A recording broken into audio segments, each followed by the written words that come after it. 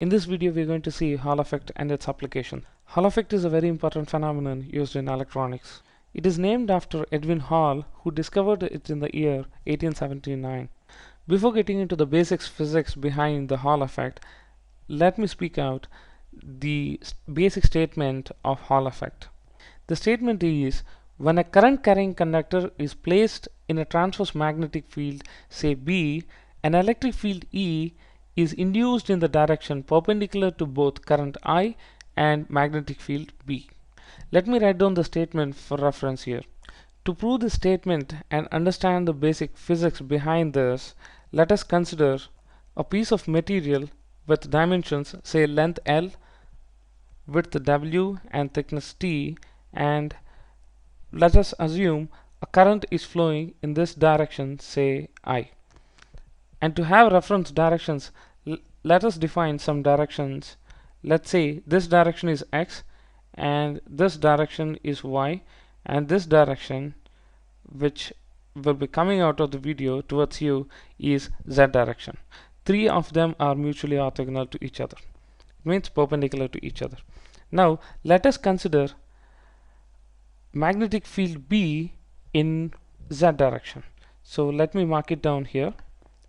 Let us take magnetic field in Z direction, okay, and this I, the current, is flowing in X direction here, right? Magnetic field in Y direction and current in X direction.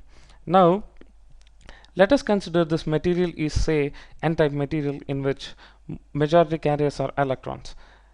So let us consider an electron, okay. The electron flow will be in the opposite direction to that of the conventional current direction. So if you consider an electron here, its direction will be in this direction which it will be moving in, okay. Let us consider this electron whose charge is minus Q, where Q here is 1.6 times 10 power minus 19 coulombs, and it is traveling in minus X direction with a velocity, say, V. Let me write down V in minus X direction. Now you have a magnetic field in Z direction, electron moving in minus X direction with a velocity V. Now there will be Lorentz force applied on the electron here. Let us consider Lorentz force equation. F equals to force applied on the particle, in this case the charge is minus Q, times the velocity minus X, okay, vector quantity, cross product with the magnetic field direction here, which is Z. Now what this Lorentz force equation means is, if a particle of charge, say minus Q in this case, is moving with a velocity V in a magnetic field B, then this F will be the force that will be acting upon this charged particle.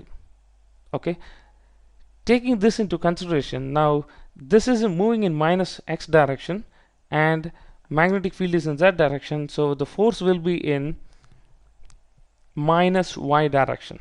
Let us see here. This is in minus X direction, okay, velocity, and magnetic field in Z direction. If you take cross product, minus X direction cross product to Z direction, you'll have Y direction, right? This will be Y direction. Now you have a negative sign here coming from the charge of the electron, so the overall force will be acting in negative Y direction. So this electron will be pushed towards the bottom face of this material. Now for reference, let me write down or take this face as phase 1 and the top one as phase 2. Okay, so now this electron is pushed towards the bottom face of this piece of semiconductor. Now the electrons will be pushed towards this side and electrons start accumulating. Okay, as the electrons start accumulating, what happens is this phase 1 will be negative with respect to the phase 2. So we can take the potentials with respect to each other. The top phase will be positive and the bottom phase will be negative.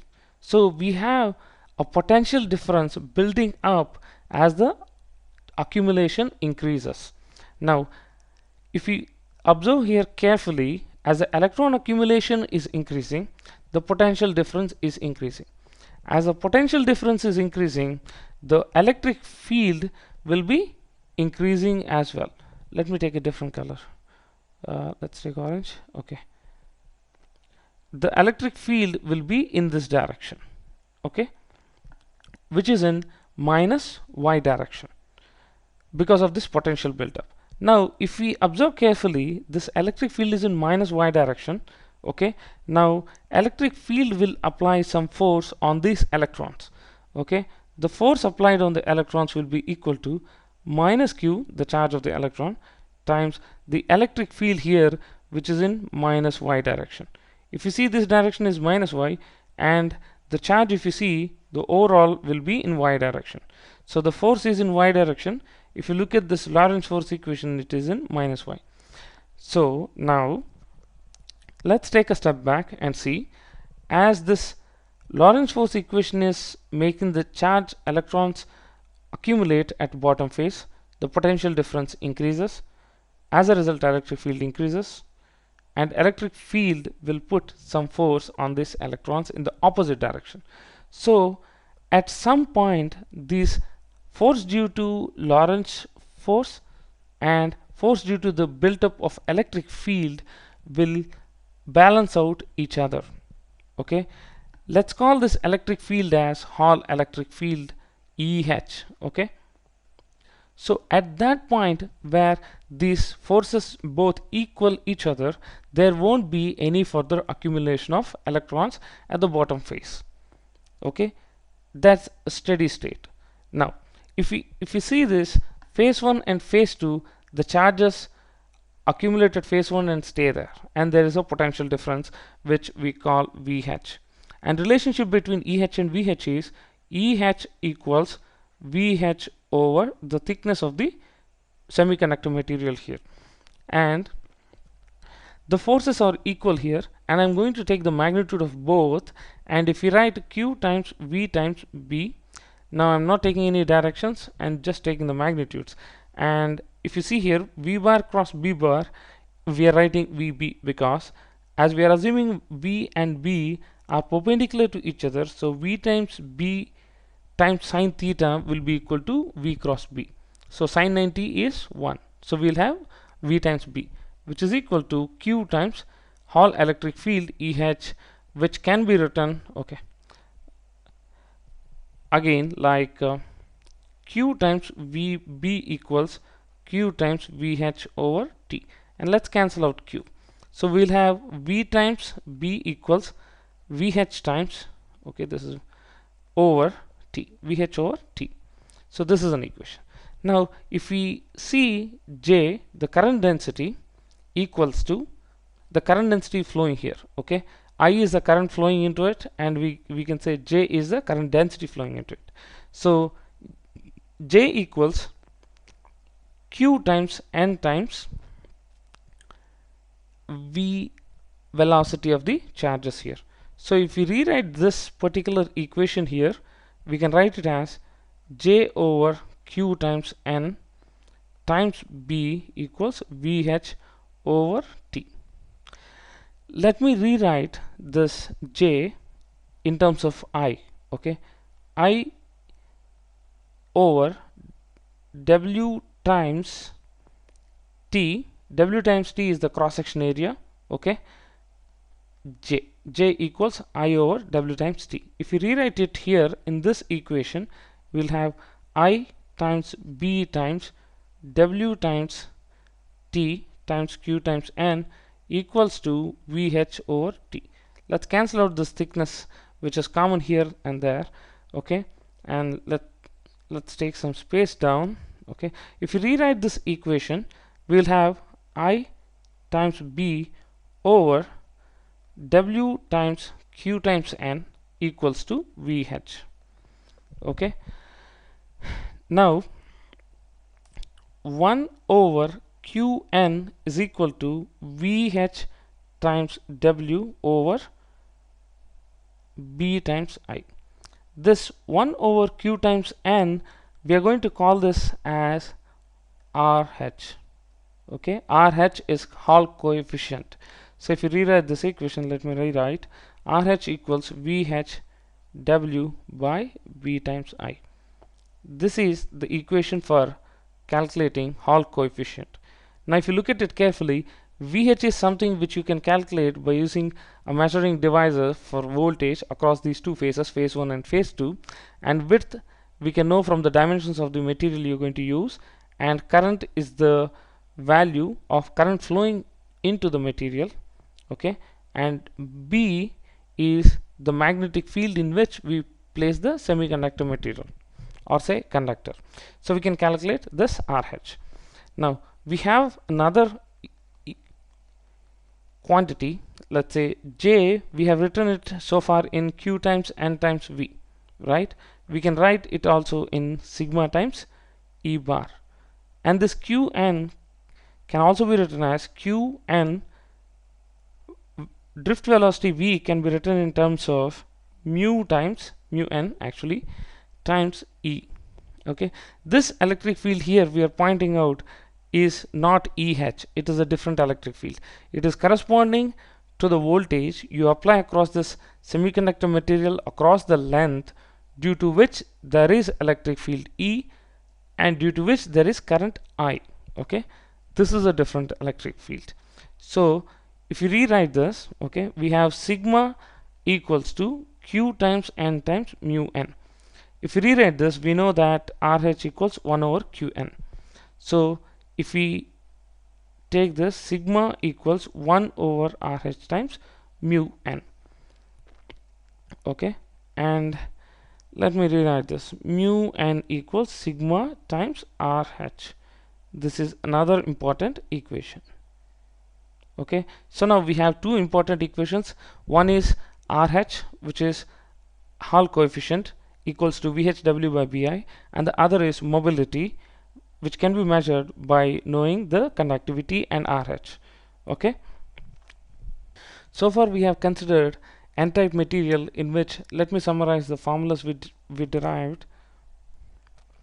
RH equals VHW over B times I, and mu n equals sigma times RH. The sigma is here sigma n, right? So the electrons were accumulating in the phase 1, which is the bottom phase. Now let us consider if it is a p-type, what will happen. Let me take a hole here, okay, which is traveling in this direction, right? When you have current flowing in this direction, hole will be moving in this direction. Let me take it with velocity v. Now if you take Lorentz force equation, F equals, the charge here is positive Q, which is electron charge, but it is positive here as it is hole, Q times V times V cross B, right? If you take the vector quantities, V is in, let me take the directions here again, Y, and this is it. It is in positive X direction and V is in positive Z direction. If you take that properly, X times Z, you will have this V cross B pointing in minus Y direction, and overall will also be minus Y direction. So F will be in Y. Now these holes will be forced downwards, so these holes go and accumulate in the phase 1, okay, or the bottom phase of the semiconductor material here. Okay, so now as the holes are accumulating in the bottom phase, this becomes positive with respect to the top phase. So there will be a Hall voltage built up, due to which there will be electric field. This electric field will be pointing topwards, which will actually oppose this Lorentz force. As a result, these forces will balance out at some point where it reaches steady state. So if you do the same derivation for the p-type also, okay, you'll have the equations RH equals to VHW over B times I, okay, where in this case, the previous case, okay, in n-type, RH was equal to 1 over Q times N, whereas in this case RH equals to 1 over q times p, where p is number of holes per centimeter cube, and here n is number of electrons per centimeter cube. If I write mu p, mobility of holes, sigma p times RH. Okay. So if you're given two materials, okay, one is n-type and the other is p-type. So if you apply current in x direction and magnetic field in z direction, if you see top face positive and bottom face negative, it is n-type. If you see top face negative and bottom face positive, it is p-type semiconductor material. Okay. Let us see a few applications in this case. Okay. The first one is measuring carrier concentration. How do you measure carrier concentration? So we have seen we have RH, right? In both cases we have seen, which is equals to VHW over BI. As all these are measurable quantities, because you are applying the current through the semiconductor material and you are keeping that semiconductor material in a magnetic field B, which should be known, and VH is the developed one, which we can measure by using a voltmeter, and width W is the dimension, one of the dimensions of the semiconductor material. So RH we can obtain, which for n-type RH equals to 1 over q times n. We know the charge of the electron, so n we can find out. In case of p-type, we'll have 1 over q times p. We can find out p. So we can find out carrier concentration. And finding out mobility, right? Mu equals sigma RH. So now as we can find out RH and sigma in both cases, n-type and p-type, we can find mu. Either it may be mu n or mu p. So we have seen mu n equals to sigma n times RH and mu p equals to sigma p times RH. And magnetic field meter, how do we use this concept for measuring magnetic field? As we know, RH equals VHW over BI. If we write VH, we can write it as RH times I over W as a factor times B. Okay, if we take this as a proportionality constant, keeping I as constant or a known value, so VH will be directly proportional to B. The voltage which you measure across the two faces will be directly proportional to the magnetic field in which you keep the semiconductor material with known current flowing through it. Okay, now how do we use this as Hall effect multiplier? Okay, if you see this carefully here, RH, okay, if we rewrite the equation again from here to here, VH can be written as RH over W times B times I. So we get a Hall voltage measurement which will be directly proportional to the multiplication of two parameters, okay, a magnetic field and current flowing through the semiconductor material, right? Okay, so these are few of the applications, and practically you can see some applications like building sensors with this Hall effect concept, and you can see some computer peripherals like keyboards which are very reliable, okay, which are built with Hall effect. Okay, and there are multiple applications based on this concept, Hall effect. And thanks for watching the video, and if you like the video, please do subscribe, and thanks for watching.